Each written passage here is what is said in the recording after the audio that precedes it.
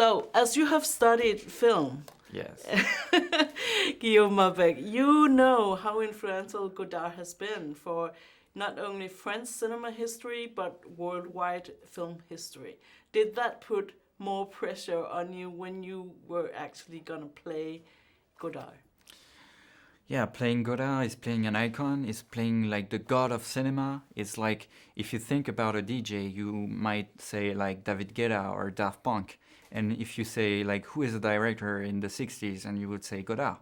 And so playing him was very frightening because I had to make it right and not fuck it up, because otherwise I would be cursed all my life. Because Godard in his grave would say like, this guy did a shitty job on me. Don't watch his film. Don't give him jobs. But hopefully, when we showed the movie in Cannes Film Festival, the red carpet was like, I don't know if it's glamorous or if it's my blood out there, but the critics were there, like with their thumbs ready to go up or down, and hopefully he was up. So I'm very happy about that. You do a very good job, I will say. Here. Thank you. But how did you, besides the sunglasses, which is iconic, of course, for Godard, what traits about him did you notice? Do you think was remarkable for your work, for your research? Well, because of sunglasses, I couldn't use my eyes to act, and acting is all about the eyes for the most part of it. And so what was left was the voice and also the way he moves. And I discovered that he was moving like a scissors. When you are cutting something, you're too afraid to do a mistake, so you are waiting, you're hesitant. But then when you cut, you do it once. And so he was moving and talking like that. And so I had to try to mimic all this and integrate it so that it doesn't feel like a caricature, but like an interpretation of who he was. Because I don't want people to think, oh, this is funny, he's weird, he's speaking weirdly. No, I wanted to have them like, oh, Godard is weird and speaking weirdly, not the actor that is trying to be Godard. And how did you prepare? Was it watching a lot of footage of what it is there of Godard, or how? Yeah, I watched interviews, I watched short movies he's been in with other friends. Also, the short movie he did, biographies that was written about him, the critics he wrote back then, and all these materials helped me to shape who he was. And also because when people knew I was playing Godard, everybody in the industry knew a story about Godard. And so they were like, oh, did you heard this story? What happened to me in 2000 or in 19...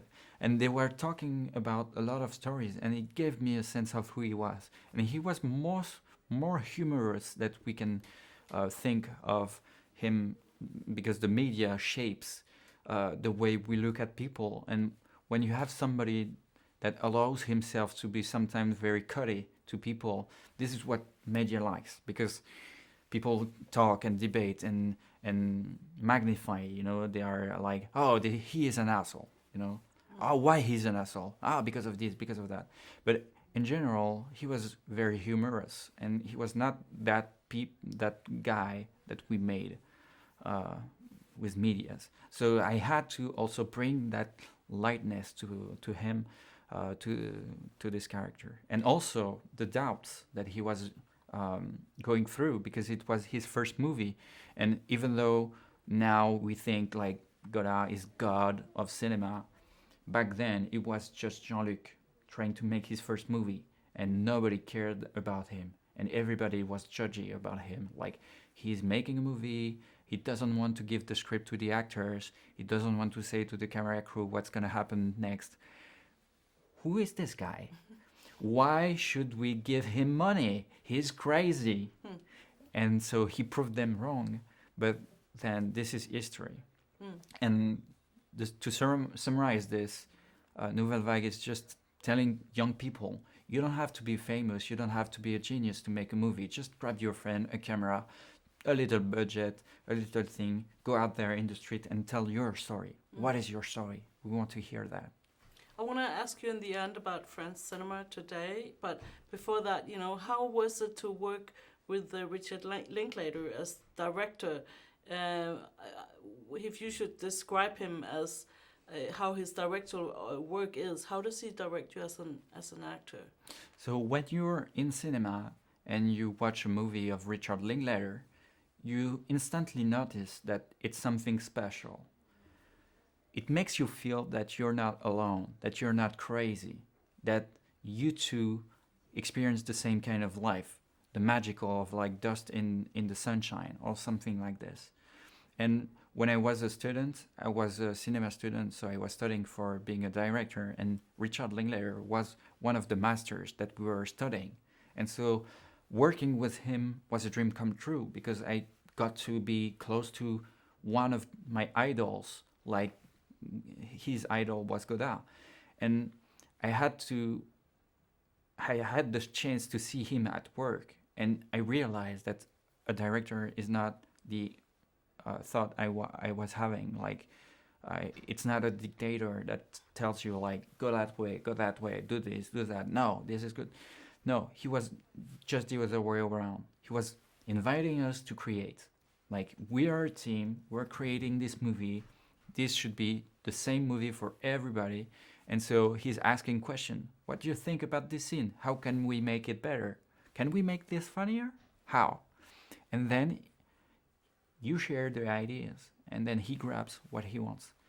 And this is really great for a director because it's inviting every people to collaborate, and in the same time you are making the best movie because maybe your idea is not the best, but if everybody is sharing ideas, then you're sure you're picking the best ideas. Yeah, that's right. But was there something about that you were coming late for the audition? Yeah, I was coming late, of course. Very typical Godard. I needed those glasses, and this is exactly what I told the people that told me when I arrived that I was late. I needed to be late because I needed those glasses. Because before going to that audition, I was looking around for the glasses I had for the first audition. This was the second audition.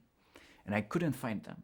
And so I called my friend who is an optician, and I told him, like, I can't find those glasses. I need glasses. It's like playing Spider-Man and you don't have spider things. That can't work, you know? And so he opened his shop in the morning of the casting to give me glasses for the audition. But he had a plumber issue in his apartment, so he arrives a lot late. And so I grabbed some glasses, I got home, I dressed like Godard, I got to the production company with a scooter, and then in the elevator, I got out of this elevator, and there was 15 people staring at me like, who the fuck is this guy? He's fucking late. And this lady says, you're late. And I said, yeah, of course I'm late. I needed those glasses. What glasses? And then I explained the story, they started laughing. And then I had to learn 25 pages of text for this audition in 3 days. And we had 8 hours of casting. And at the end of those 8 hours of casting, the same woman came to me and gave me the script. And then I looked at her like, what does this mean? And I had no answers. And so I told her, are you sure you're allowed to give me that script? Because it's kind of confidential. And she said, well, I'm the producer, so if there is one people I want to give you the script, it's me. So take the script and go home. Who are you? And I said, yeah, I'm Guillaume Godard. And she said, oh, Guillaume Godard, this is awesome. And then I got back home and I read the script, and Godard was on every pages, and I realized like they are crazy. They are taking somebody who doesn't know what's being a lead character in a movie that has been in the background, like blurry in the background for like no lines, no nothing, and now they want to have this guy being the main character. They're crazy.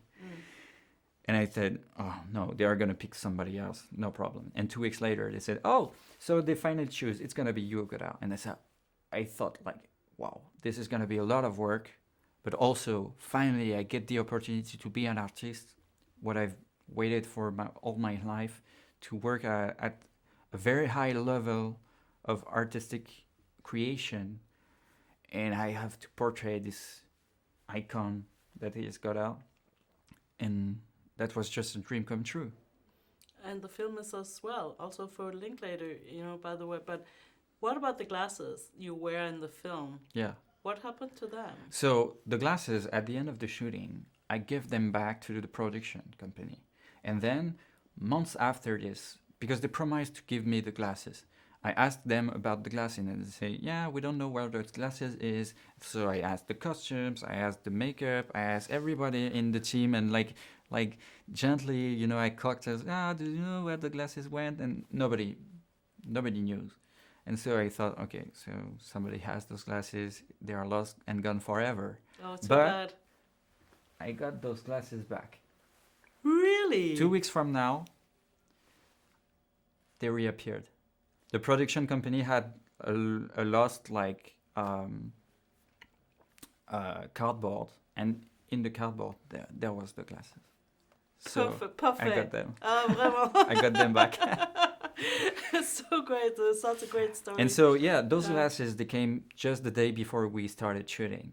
They didn't exist in life. They are handmade by a guy that is the best worker of France, Charles. And so when I got those glasses, it's been like weeks and weeks. We tried and had really weird shapes. It was not Godard look.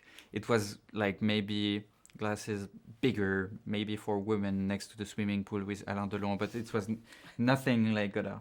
And when I got those glasses, I put them on. I just cried because I thought, finally, I can do my work, because I've been preparing for 7 months, and now the next morning we were starting shooting that. Oh, that's great. And when I arrived with those glasses on the set, I put them, and I told Richard, what do you think about them? I was so happy. I thought like he is going to say, oh, they are perfect. And she said, aren't they too clear? And the glass they were using was not that dark. And so I wanted to tell him, you don't even imagine what I've been through with those glasses. But he was protected by the production. He didn't knew what was going on with those glasses. But it made history, Their history. Yeah. So, Guillaume, I wanted to, here in the end, to ask you, I've been talking to the people I've interviewed here. You're the very young generation of French cinema. You are dreaming of directing your own film, and still has to do that, But what do you see as working in the industry? Because you've done all kinds of jobs in the film business. What do you see when you look at the French cinema landscape today? Are you optimistic, or what do you see as challenges for French cinema's state right now? I think in France we are lucky because we have a system that allows artistic creation for movies without a full goal of just making money. You can make a piece of art that will be financed by the tickets of the other movie from other countries. So let's say if you watch an American movie in France, you pay for the production of new French movies. So it's in the spirit of Godard and Nouvelle Vague that movies are like a painting or like a book. It doesn't serve a profitable meaning. It serves an artistic creation and tries to convey a message. And sometimes it's not working, and sometimes it's working, but it's something that has to create a debate on ideas, on what's life. And so we are very lucky in France to have that, and we have to fight for it, because some politicians, they want to kill this system. But I think it's really great to have this system, because if you're only making movies to make sales, then you're just giving the people what they're seduced with. And what you desire is not, of course, always what you need. It's like, I love burgers, everybody loves burgers, and you're attracted to that. but maybe vegetables sometimes, or maybe most of the times, is better for your health. So, yeah, having the system is also being able to offer different types of vegetables to people and not just burgers. That's a good allegory. Thank you so much for You're welcome. the time.